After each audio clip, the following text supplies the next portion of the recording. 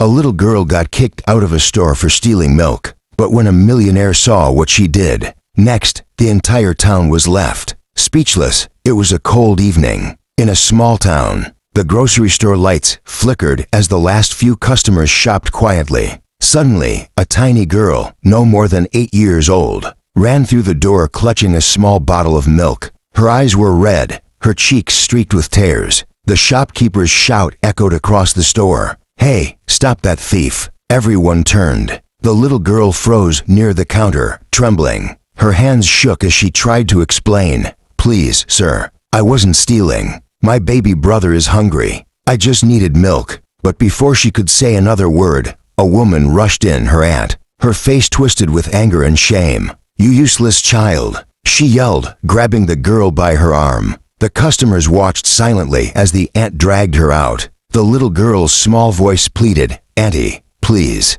He hasn't eaten all day." No one helped her. No one spoke. And outside, snow began to fall. Her name was Leela, and her world had turned cruel too soon. Her parents had died in an accident a year ago, leaving her and her baby brother in the care of their aunt, a woman who saw them as nothing but a burden. That night, Leela walked barefoot on the icy pavement, clutching the milk bottle she had managed to hide under her coat. Her baby brother, only 1 year old, was waiting in a tiny broken crib back at the aunt's old house. When she finally reached home, she found her aunt sitting by the fire, eating dinner. "Where have you been, thief?" the woman barked. I got milk for the baby," Leela whispered. The aunt snatched the bottle and threw it on the floor. "You think you can steal and embarrass me? You're not my problem. Tomorrow, you're leaving my house." Leela's heart broke into 1,000 pieces, but she didn't cry. She quietly picked up her baby brother,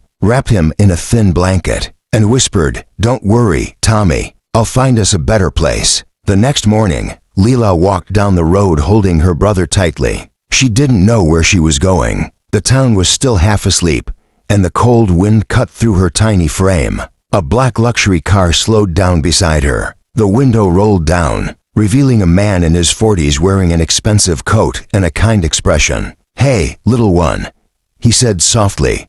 "Where are you going all alone?" Leela hesitated. I'm looking for a place where my brother won't be hungry." The man frowned, concern washing over his face. "What's your name?" "Leela," she said quietly. "Leela, my name is Mr. Graham," he said. "Would you like to come inside? It's too cold out here." She looked down at her brother's pale face, and then back at the man. Something in his voice felt safe, kind, the kind she hadn't heard in a long time. She nodded slowly. Mr. Graham's house was like a dream. The fireplace glowed, the rooms smelled of freshly baked bread, and the warmth wrapped around Leela like a hug. His maid brought warm milk for the baby, who drank hungrily until he fell asleep in Leela's lap. As she sat there, Mr. Graham watched quietly. He noticed her torn shoes, her bruised hands, and the sadness that didn't belong on a child's face. "Leela," he asked gently, "where are your parents?" "They're with the angels now," she whispered.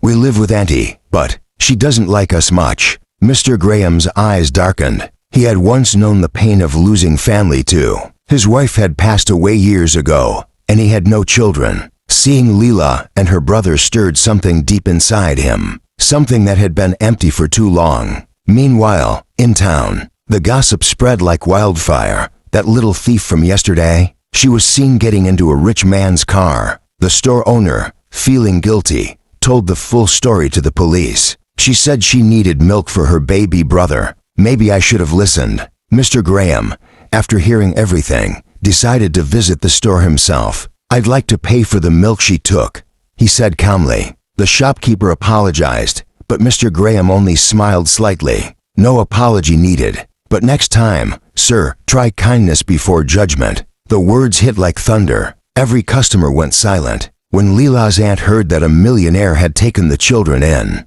her eyes gleamed with greed. "A millionaire, huh? Maybe they are worth something after all." The next day, she showed up at Mr. Graham's mansion, pretending to be a loving guardian. "Oh, thank heavens you found them," she cried dramatically. "I was worried sick." Leela froze, clutching her brother tightly. "No, Auntie, please don't take us back," she cried. Mr. Graham raised an eyebrow. They told me a very different story, he said coldly. Why would a caring aunt kick her niece out into the snow? The woman stammered. "I'm misunderstanding. You know how children lie." But Mr. Graham had already investigated, and the truth was out. He handed her a legal paper. "You have no right over them anymore. From now on, they're under my guardianship." The aunt's face turned red with anger and shock. "You can't do that," she yelled. "Oh, I already did," he replied calmly. Days turned into weeks. Leela and her baby brother slowly healed. She started attending a nearby school, while Mr. Graham spent evenings reading stories to them by the fire. For the first time,